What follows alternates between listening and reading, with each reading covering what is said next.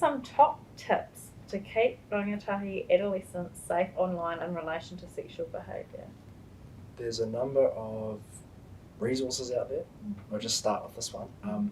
If it's just been developed by the National Centre for Missing and Exploited Children, but it's called Take It Down. Yeah. It's a software that's being developed to basically try and take unsolicited or basically nude selfies, try and take them off the internet. So if you've sent a nude selfie, and you've got, oh no, I really wish I didn't send that. You know, there is no time machine to go back in time to try and undo that. But there is this new software that you can report on. So basically, every image has a hash. How it works is that you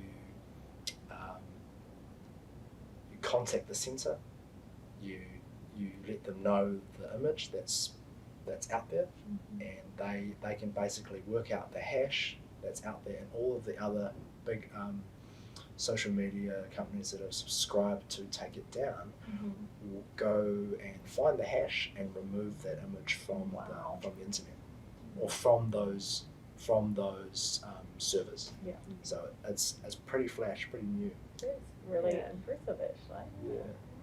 And I think it's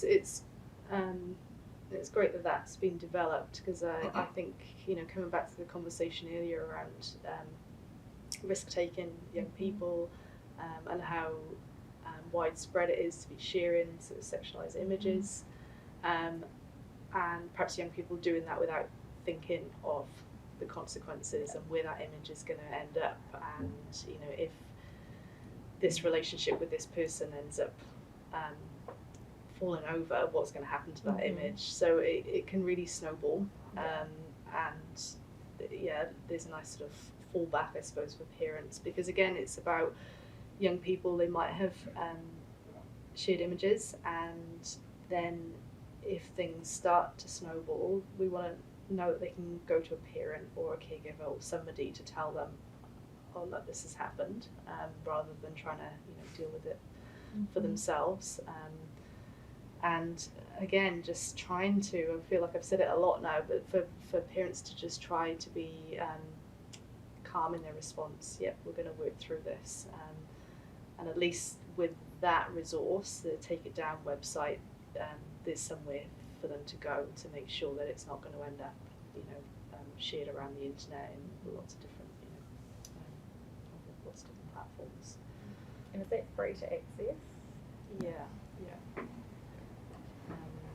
But I think it's the world of, I mean, I think the term sexting gets used a lot, but you know, whether that's a term that is still used now, I'm not sure. But you know, the idea that, you know, sharing of images is hugely widespread, and you know, trying to have the conversations with young people up front about thinking around, like, what are the risks of that, and to try and sort of get them really thinking before they do that, because there is a legal context to that, and also there's the potential harm to themselves if that image starts getting shared and that they don't have the control over it. So really important to be having those conversations and getting them aware of the risks so they can try and start thinking thinking of consequences. And technically, like under New Zealand law, like any image of a young person under the age of 18 would be considered as a child sexual exploitation material. Yeah. So there is that. Is it, so the police would come into that and it's safe, or how do you know what that looks like? I think because it's so widespread, I think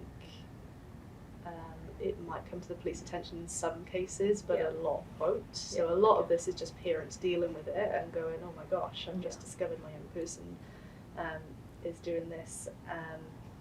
And I think the thing for, you know, for when it sort of starts to become, you know, really concerning is that with the behaviours that happen online around sort of sharing of images is around considering about what the intent is behind that. So if the intent is around that connection with peers, yes, it's concerning because young people are putting themselves at risk and the images could be shared. But it probably wouldn't come to police attention or wouldn't come to our attention unless there was sort of an intent behind that was some harmful intent. So if the image was used with some threats or that sort of behaviour, that's when we're starting to think, okay, we're a bit more concerned here that a young person is starting to share images. But just generally in terms of that, like connecting with peers and how it's become so normalised, I think it's just so important that schools, teachers, parents are all just like really talking about it because it's happening, and we need to get young people thinking about the risks for themselves.